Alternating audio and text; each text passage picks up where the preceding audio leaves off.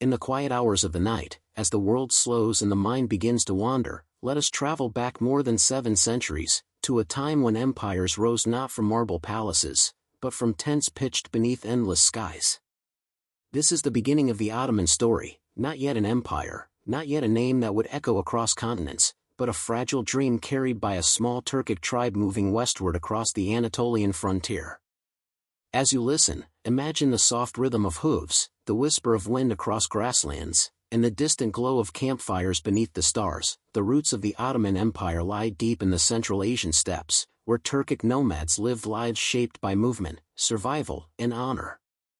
These people were warriors and herders, bound by clan loyalty and guided by ancient traditions. Over time, pressures from climate, conflict, and the rise of powerful rivals such as the Mongols pushed many Turkic groups westward. Among them was the K tribe, a small but resilient clan led by a man remembered in legend and history alike, Ertugrul. Ertugrul was not a king in the grand sense, nor the ruler of vast lands. He was a tribal leader navigating a dangerous world of shifting alliances and constant warfare. Around the early 13th century, Ertugrul and his followers entered Anatolia, a region caught between the weakening Byzantine Empire and the declining Seljuk Sultanate of Rum. Anatolia was a frontier land, a place where cultures met, clashed, and blended. For a small tribe, it was both a risk and an opportunity. According to tradition, Ertugrul pledged loyalty to the Seljuk Sultan after offering military support in battle. As a reward, the K tribe was granted land near the Byzantine border, close to the town of Sagat. This borderland position would shape the future of the Ottomans more than anyone at the time could have imagined.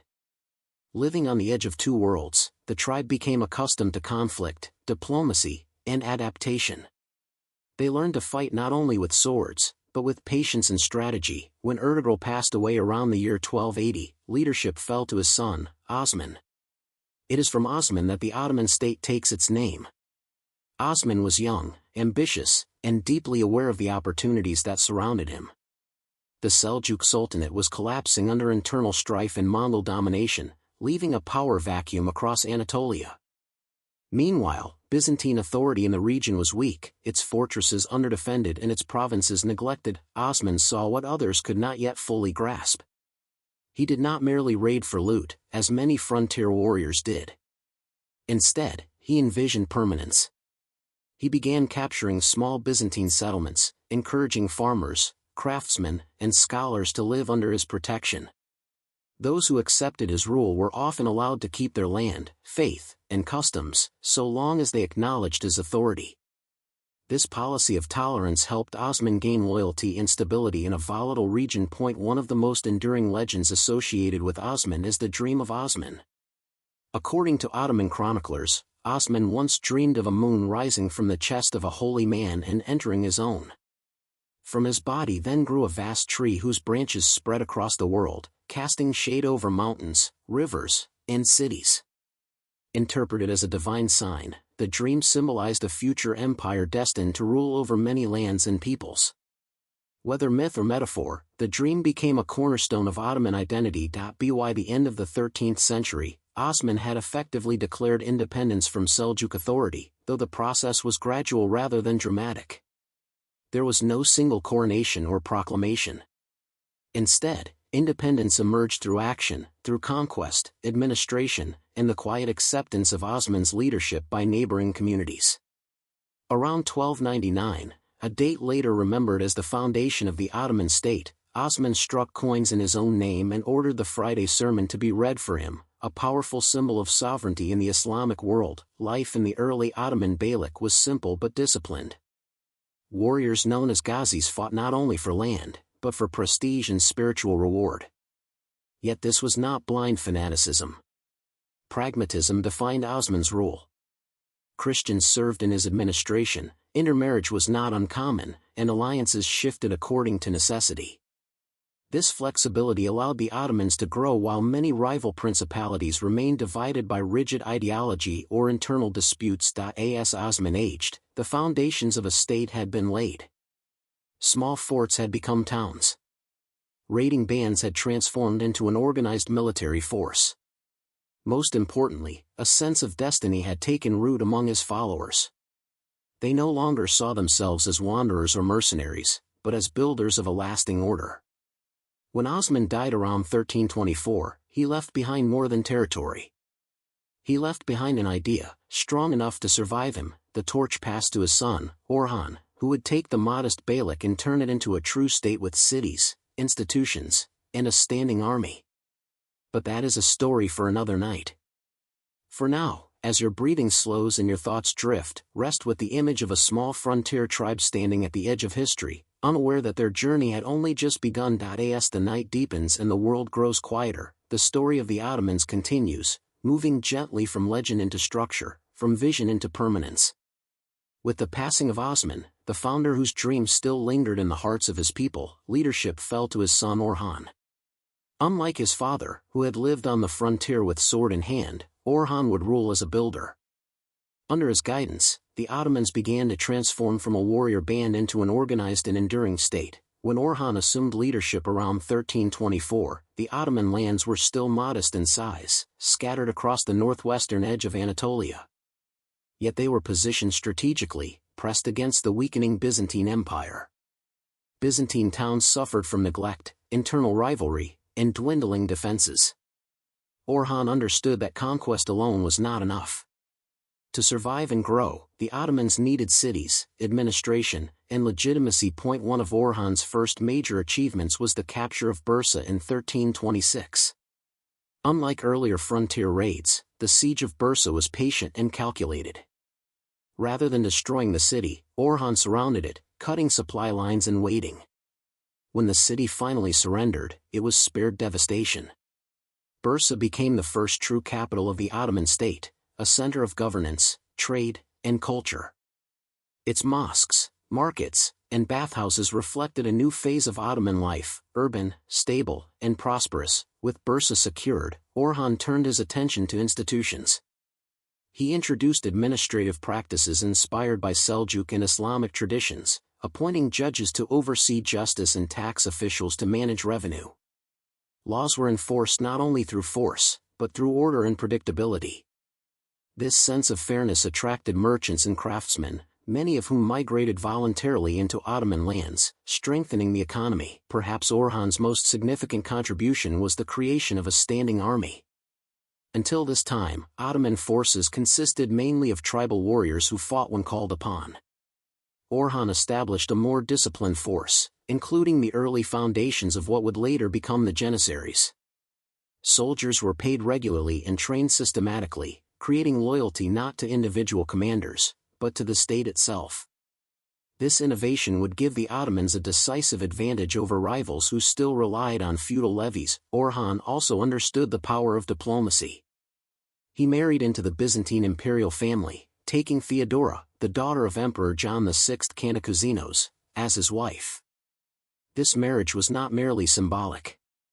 It allowed Orhan to intervene in Byzantine civil wars, often at the emperor's invitation. Ottoman troops crossed into Europe not as invaders at first, but as allies, becoming familiar with Balkan terrain and politics. The moment that changed history came quietly. In 1354, a devastating earthquake struck the Gallipoli Peninsula, collapsing Byzantine fortifications.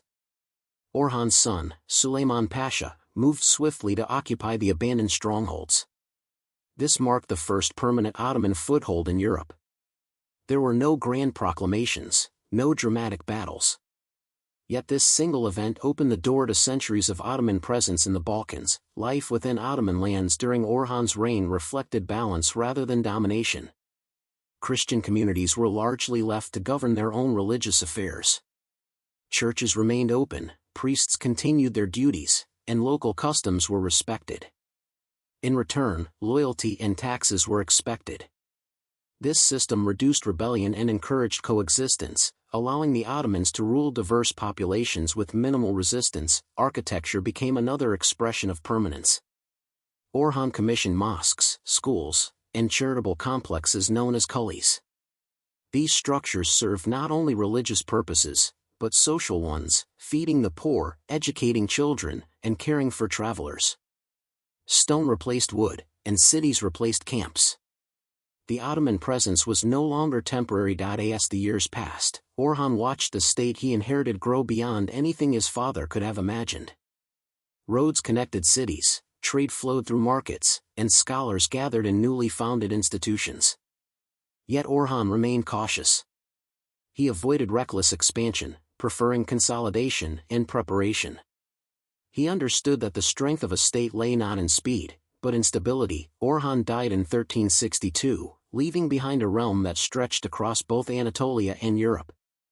He had given the Ottomans something invaluable: structure.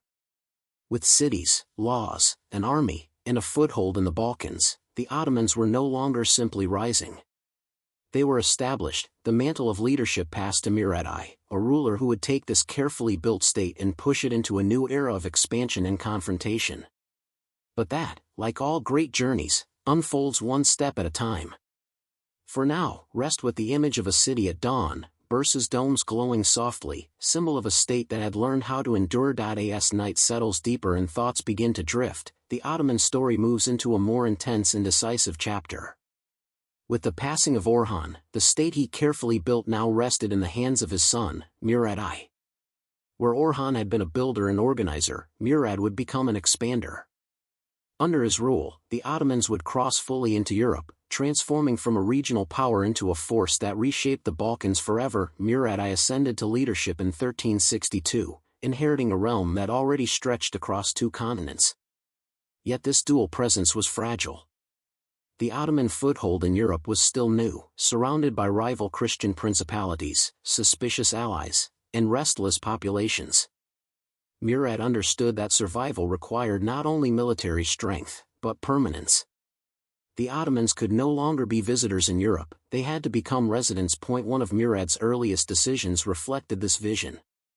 He moved the Ottoman capital from Bursa to Adrianople, known today as Edirne. This was a bold and symbolic act.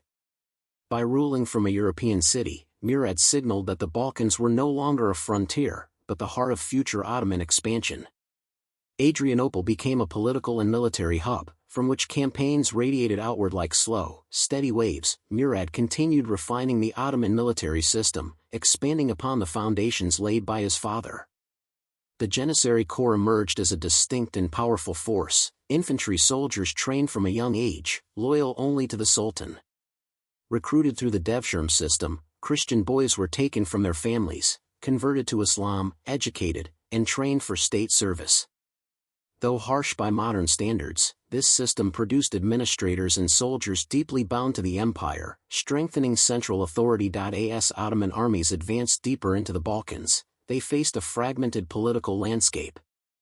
Serbia, Bulgaria, Bosnia, and various Greek and Albanian lords were often divided by rivalry and distrust. Murad exploited these divisions carefully. Some rulers resisted and were defeated in battle. Others accepted vassal status, retaining local control in exchange for tribute and military support. This flexible approach allowed the Ottomans to expand without constant large-scale warfare. The Battle of Maritsa in 1371 marked a turning point. Ottoman forces defeated a powerful Serbian army, opening much of the Balkans to Ottoman influence. The victory was decisive but not reckless. Murad did not rush to destroy conquered lands. Instead, he installed governors, secured trade routes, and integrated local elites into the Ottoman system.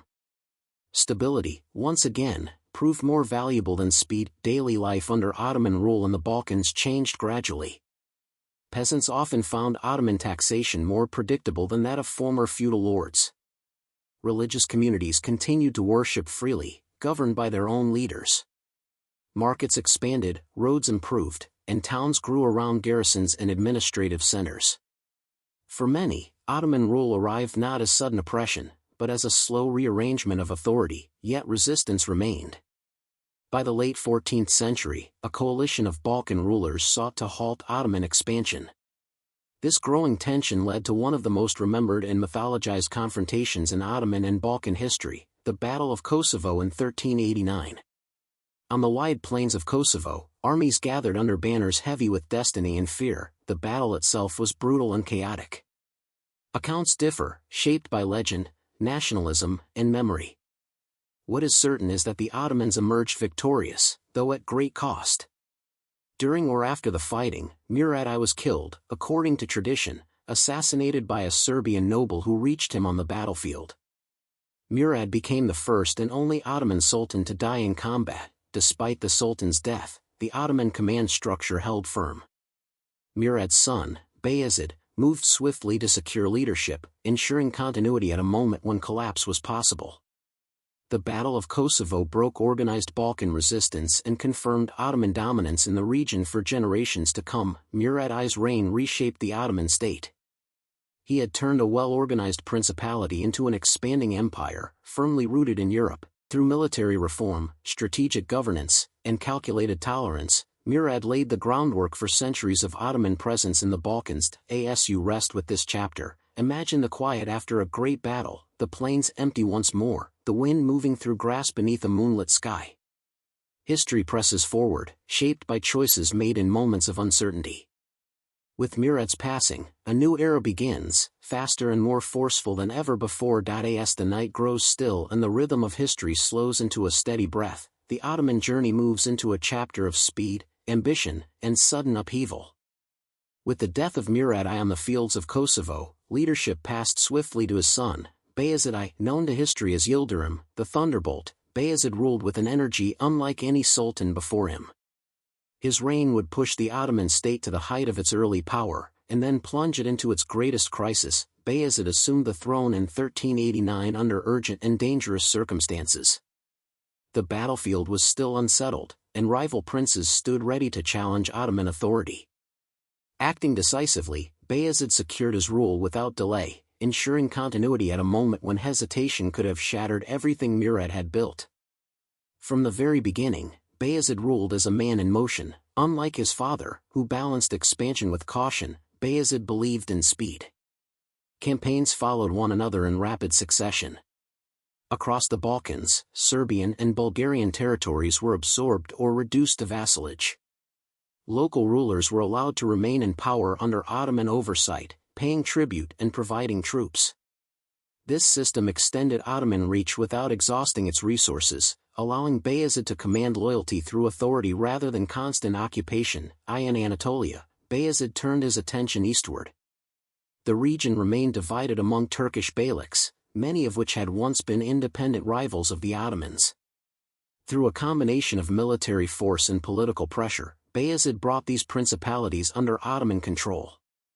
For the first time, much of Anatolia was unified under a single ruler, fulfilling a vision that earlier sultans had only begun to imagine. Bayezid's ambitions soon drew him toward Constantinople itself.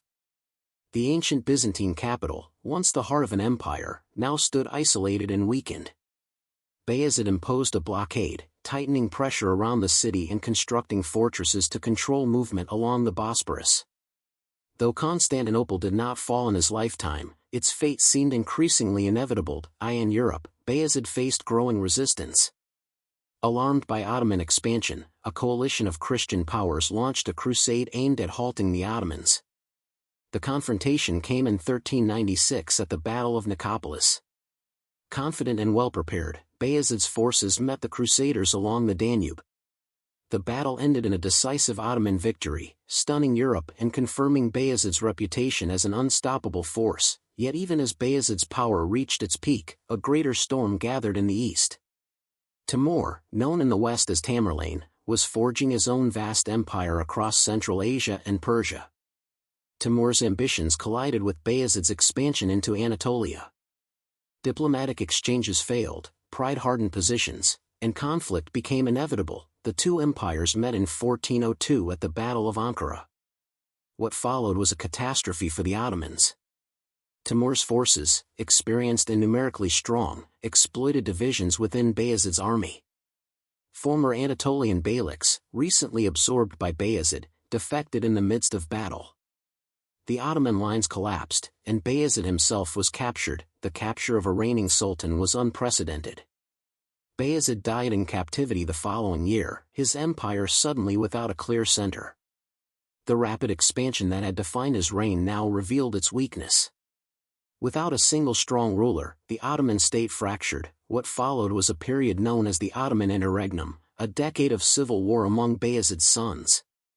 Brothers fought brothers, alliances shifted, and territories slipped from Ottoman control. In Europe, vassals tested their independence. In Anatolia, rival powers re-emerged. The empire that had seemed unstoppable now teetered on the edge of collapse, yet even in this darkness, the foundations laid by earlier sultans endured. Administrative systems continued to function. Cities remained loyal. The idea of the Ottoman state survived, waiting for stability to return. As this chapter fades into the quiet of night, imagine a powerful storm passing suddenly, leaving broken ground behind. Bayezid's reign had been swift and brilliant, but it taught a lasting lesson: speed without balance could undo even the strongest foundations.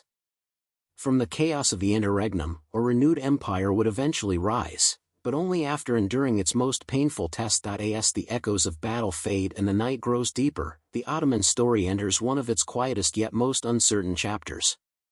After the defeat at Ankara and the death of Bayezid the Thunderbolt, the empire stood without a single guiding hand. What followed was not an immediate collapse, but a long pause filled with tension, rivalry, and fragile survival. This period, known as the Ottoman interregnum, would last more than a decade and test whether the Ottoman state was truly strong enough to endure. Bayezid left behind several sons, each convinced of his own right to rule.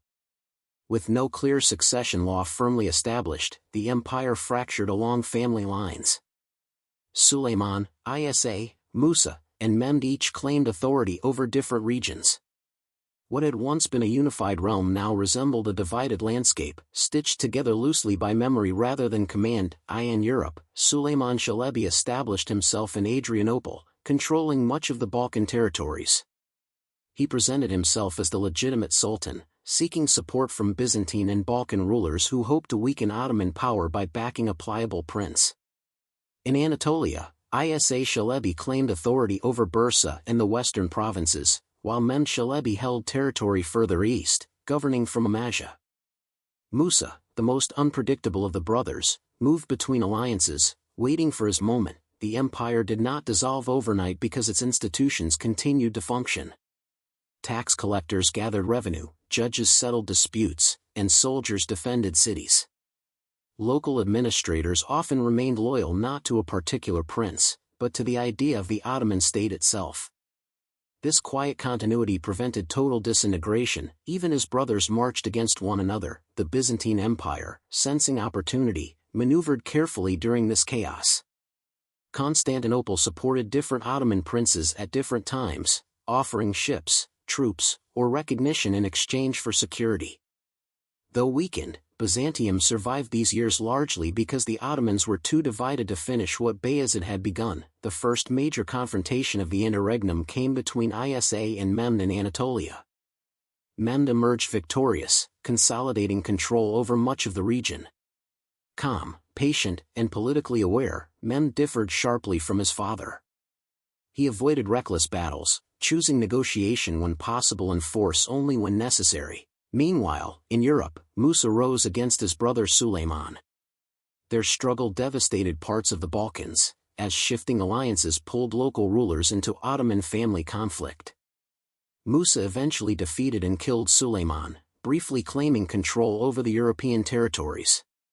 Yet Musa's harsh rule alienated both allies and subjects, pushing many to seek Mehmed's intervention. In the final phase of the interregnum, Mehmed crossed into Europe with support from former enemies and disillusioned Ottoman commanders. The decisive confrontation came in 1413 near Adrianople. Musa was defeated and killed, ending the civil war. Mehmed emerged as the sole ruler of a reunited Ottoman state, crowned as Mehmed I. The new sultan inherited an empire deeply scarred by years of internal conflict. Territories had been lost, authority weakened, and trust shaken. Yet the empire still stood. Mehmed moved carefully, focusing not on conquest, but on restoration. He reaffirmed alliances, restored administration, and reasserted central authority without provoking further unrest. One of Mehmed's greatest achievements was restoring confidence in the Sultanate itself. Through measured rule and visible justice, he reminded both subjects and elites that stability was possible again. The Janissaries were brought back under firm control, provincial governors were monitored closely, and rebellious elements were addressed before they could spread. By the time Mehmed's reign settled into calm, the Ottoman Empire had survived its greatest internal crisis. The interregnum had proven that the state was more than the ambition of a single ruler. It was an idea, supported by institutions, traditions, and shared interests strong enough to endure division and loss. As you rest with this chapter, imagine a long-held breath finally released. The storm had passed, leaving scars but also clarity. From the quiet rebuilding under Mehmed, the Ottomans would soon rise again, stronger, wiser, and prepared for a future that would reshape the world. As the night deepens and the world outside grows still, the Ottoman story reaches one of its most transformative moments. From the quiet recovery under Mehmed and the steady consolidation of Murad II, the empire now stands poised at the edge of destiny. At its center rises a young ruler of uncommon focus and ambition, Mehmed II, later remembered as Mehmed the Conqueror. Under his rule, an ancient city would fall, and a new era of history would begin. Mehmed II first ascended the throne as a teenager, inheriting a state that had regained stability but remained surrounded by powerful rivals. Though young, Mehmed possessed a disciplined mind and a deep fascination with history, warfare, and governance. He studied languages, science, and the art of command, absorbing lessons from past empires. Above all, he carried a singular vision: the capture of Constantinople. Constantinople stood as a symbol as much as a city. For more than 1,000 years, its massive walls had defied countless sieges. Though the Byzantine Empire had shrunk to little more than the city itself, Constantinople's position controlled trade routes between Europe and Asia. As long as it stood, Ottoman lands in Anatolia and the Balkans remained divided. When Mehmed returned to the throne permanently in 1451, he moved quickly. Preparations began quietly but relentlessly. Fortresses were strengthened, roads repaired, and supplies gathered. Most notably, Mehmed ordered the construction of Rumeli-Azari, a massive fortress on the European side of the Bosporus. Its towering walls and cannon placements allowed the Ottomans to control naval traffic, tightening the grip around the city. Mehmed invested heavily in new military technology. Large cannons, designed by skilled engineers, were cast to breach Constantinople's legendary walls. These weapons were unprecedented in size and power, signaling a shift in the nature of warfare itself. The age of impregnable medieval fortifications was nearing its end. In the spring of 1453, the Ottoman army gathered outside Constantinople. Estimates vary, but the force was vast, disciplined, and determined. Inside the city, Emperor Constantine XI prepared for defense with limited resources and dwindling hope. Despite appeals to Western Europe, meaningful reinforcements never arrived. The siege unfolded slowly, marked by relentless bombardment and careful maneuvering. Ottoman cannons thundered day and night, shaking the earth and the nerves of defenders. Yet the walls held longer than expected. Mehmed responded with patience and innovation. One of the most remarkable maneuvers came when Ottoman ships were transported overland on greased logs, bypassing the chain blocking the Golden Horn. When dawn revealed Ottoman sails inside the harbor, the psychological impact was immense. Life during the siege was exhausting and tense. Inside Constantinople, citizens prayed, repaired walls, and waited. Outside, Ottoman soldiers rotated shifts, maintained discipline, and prepared for the final assault. Mehmed enforced strict order, understanding that victory required unity and control. On May 29, 1453, after weeks of pressure, the final assault began. Waves of Ottoman troops advanced against the battered defenses. By morning, breaches had opened, and resistance faltered. Emperor Constantine XI died defending his city, disappearing into history as the last Byzantine ruler. When the city fell, Mehmed entered Constantinople not as a destroyer, but as a ruler claiming his prize. He ordered an end to looting and offered protection to surviving inhabitants. The great church of Hagia Sophia was converted into a mosque, symbolizing the city's transformation, yet Mehmed preserved much of its structure, respecting its grandeur. Constantinople was renamed Istanbul and declared the new capital of the Ottoman Empire. Mehmed set about repopulating and rebuilding the city, inviting Muslims, Christians, and Jews to settle there. Markets reopened, institutions were restored, and the city began a new life as an imperial capital. the fall of Constantinople sent shockwaves across Europe and the Islamic world alike. For some, it marked the end of an age; for others, the beginning of new possibilities. For the Ottomans, it confirmed their place as a true world empire. As you rest with this moment, imagine the city at twilight, its skyline unchanged, yet its future entirely transformed. The fall of Constantinople was not merely an ending. It was a threshold, quietly crossed, leading the Ottoman Empire into its greatest age. As the night grows calm and steady, the Ottoman story enters a period often remembered as its golden age. The city of Istanbul now stands as a renewed imperial capital, its domes and walls glowing softly at dusk. From this center, two rulers, very different in temperament yet united by purpose, would carry the empire to the height of its power.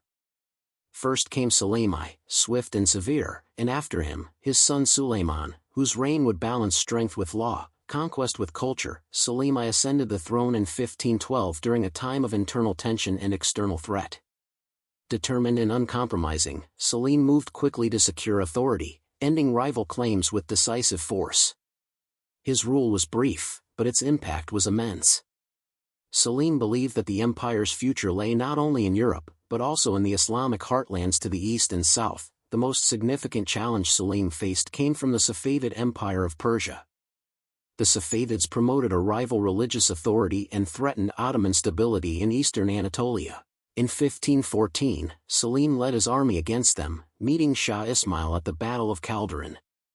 Ottoman artillery and disciplined infantry proved decisive.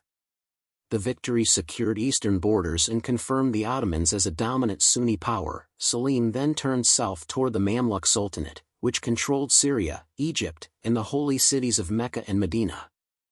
In swift campaigns between 1516 and 1517, Ottoman forces defeated the Mamluks, bringing these vital regions under Ottoman rule. With this conquest came immense prestige. Sulayman assumed the title of Caliph, positioning the Ottoman Sultan as a spiritual leader of the Islamic world. Despite his achievements, Sulayman ruled for only 8 years. When he died in 1520, he left behind an empire vastly expanded and newly legitimized. His son, Sulayman, inherited not only territory, but responsibility on a global scale. Sulayman I ascended the throne at the age of 25. Where Sulayman had been fierce and relentless, Sulayman was thoughtful and composed. He was deeply educated, a patron of the arts, and a careful lawgiver.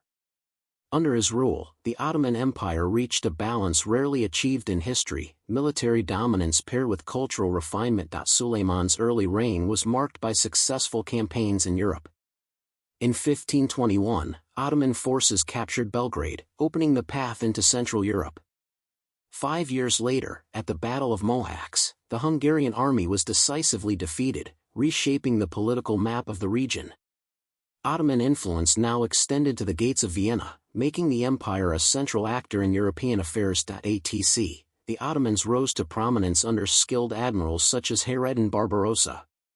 Control of the eastern Mediterranean allowed Ottoman fleets to challenge European naval powers, securing trade routes and coastal territories. The empire was no longer only a land power, it was a maritime force, yet Sulayman is remembered not only for conquest, but for law. Known as the lawgiver in the Islamic world, he oversaw the codification of legal systems that harmonized imperial authority with religious law. These reforms brought clarity, fairness, and consistency to governance, strengthening loyalty across diverse populations. Cultural life flourished under Sulayman's patronage. Architecture reached new heights with the works of the master builder Mimar Sinan, whose mosques reshaped Istanbul's skyline. Poetry, calligraphy, and scholarship thrived at court and beyond. Even Sulayman himself wrote poetry, expressing reflections on power, faith, and mortality. Life within the empire during this period reflected stability and order. Merchants traveled safely along well-maintained roads. Religious communities governed their own affairs under imperial protection. The empire's diversity became a source of strength rather than division. By the time Sulayman's long reign began to draw toward its end, the Ottoman Empire stretched across 3 continents. It was feared by rivals, admired by observers, and deeply rooted in law and culture. Yet even at its height, the empire remained shaped by the same forces as before: balance, patience, and adaptation. As you rest with this chapter, imagine Istanbul at night, its mosques illuminated against the dark sky. The empire has reached its summit, not in haste, but in harmony. What follows will not be sudden collapse, but slow change, history continuing its quiet, inevitable flow. As the empire settles into its height and the rhythm of conquest slows, the story turns inward. This chapter is not about battles or borders, but about daily life, about how millions of people lived, worked, worshipped, and rested beneath the wide canopy of Ottoman rule. As the night grows quiet, imagine walking through the streets of an Ottoman city, where the empire reveals itself not in armies, but in ordinary moments. Ottoman cities were alive with sound and movement, yet guided by order. At dawn, the call to prayer echoed from minarets, marking the beginning of the day. Markets soon filled with merchants unloading goods from distant lands, silk from Persia, spices from Egypt, wool from Anatolia, silver from the Balkans. Trade was the lifeblood of the empire, connecting continents through carefully maintained roads and sea routes. The heart of urban life was the Kalai, a complex of buildings centered around a mosque. These spaces were more than religious centers. They included schools, hospitals, kitchens for the poor, baths, and hostels for travelers. Funded by charitable endowments known as Waqf, they ensured that wealth circulated back into society. Through them, the empire expressed one of its deepest values, responsibility toward the community. Law and order were maintained through a balanced system. Islamic law guided personal matters such as marriage and inheritance for Muslims, while imperial law addressed taxation, land, and administration. Judges, known as qadis, served not as distant officials but as accessible authorities. Even the poorest subjects could bring complaints against powerful figures, reinforcing a sense of fairness that strengthened loyalty to the state. The Ottoman Empire was home to many faiths. Muslims, Christians, and Jews lived side by side under a system known as the millet. Each religious community governed its own internal affairs, maintaining schools, courts, and places of worship. This arrangement allowed diversity to exist without constant conflict, creating a layered society where identity was preserved rather than erased. Women played complex and often misunderstood roles in Ottoman life. In households, women managed finances, property, and family affairs. In courts, women could and did file lawsuits, own land, and inherit wealth. At the highest levels, women of the imperial household influenced politics through counsel and patronage, shaping architecture, charity, and diplomacy. Education was valued across the empire. Children learned reading, writing, and religious studies in local schools, while advanced scholars gathered in madrasas to study law, philosophy, astronomy, and medicine. Knowledge traveled freely, translated across languages and cultures, allowing the Ottomans to absorb and preserve learning from many civilizations. Art and craftsmanship flourished quietly but beautifully. Calligraphers transformed words into flowing art. Tilemakers covered walls with intricate patterns of blue and gold. Weavers, metalworkers, and woodcarvers passed skills from generation to generation. Ottoman aesthetics favored harmony, repetition, and balance, qualities meant to calm the eye and steady the mind. In rural areas, life followed the rhythm of seasons rather than cities. Farmers worked land allocated through state systems that protected them from excessive taxation. Villages paid dues but were largely left to manage their own affairs. This stability ensured food supplies and prevented the widespread peasant revolts seen elsewhere. Food, music, and storytelling brought comfort to everyday life. Meals were shared communally, emphasizing connection and moderation. Music blended influences from Central Asia, the Middle East, and the Balkans, creating sounds both soothing and expressive. Storytellers recited epics, legends, and moral tales in coffeehouses, weaving history into leisure. Even in times of peace, the empire remained watchful. Fortresses guarded trade routes, and officials reported regularly to the capital. Yet the Ottomans understood that endurance depended not on constant expansion, but on contentment within borders. Stability was itself a form of strength. As you rest with this chapter, imagine lanterns glowing softly along narrow streets, the murmur of voices fading into the night. This was the Ottoman world not as conqueror, but as home, complex, ordered, and quietly human. History continues forward, But here, for a moment, life simply unfolds. As the night grows deeper and quieter, the Ottoman story moves away from its shining peak and into a long, gradual twilight. This is not a tale of sudden collapse, but of slow change, of an empire adapting to a world that was transforming around it. The centuries that followed Suleiman the Magnificent were marked not by a single fall, but by reform, resistance, renewal, and reflection. After Suleiman's death in 1566, the empire remained vast and powerful, yet the delicate balance he had maintained became harder to preserve. Later sultans ruled over enormous territories stretching from Central Europe to the Arabian Peninsula. Governing such diversity required constant adjustment. While the empire did not immediately weaken, the rhythm of expansion slowed, and attention turned increasingly inward. One of the first signs of change appeared within the military system. The Janissaries, once an elite and disciplined force, gradually gained political influence. Over time, their resistance to reform and modernization became a challenge for central authority. What had once been a source of strength slowly turned into an obstacle, reflecting the difficulty of altering long-established institutions. Globally, the world was shifting. European powers expanded overseas, opening new trade routes that bypassed Ottoman-controlled lands. Wealth and influence began flowing across the Atlantic rather than through the Mediterranean. While the Ottomans remained a major power, they now faced economic competition unlike any before. Internally, the empire responded through reform rather than retreat. Administrators sought to improve taxation, reduce corruption, and reassert central control over distant provinces. Periods of instability were often followed by restoration, as capable leaders emerged to steady the state. The empire bent, but it did not break. The 17th and 18th centuries brought both challenge and creativity. New architectural styles emerged, blending traditional Ottoman forms with European influences. Literature and scholarship continued to evolve, engaging with ideas from beyond imperial borders. The empire remained intellectually alive, even as its political dominance was increasingly contested. By the 19th century, reform became unavoidable. Faced with military defeats and internal pressures, Ottoman leaders launched sweeping modernization efforts known as the Tanzimat reforms.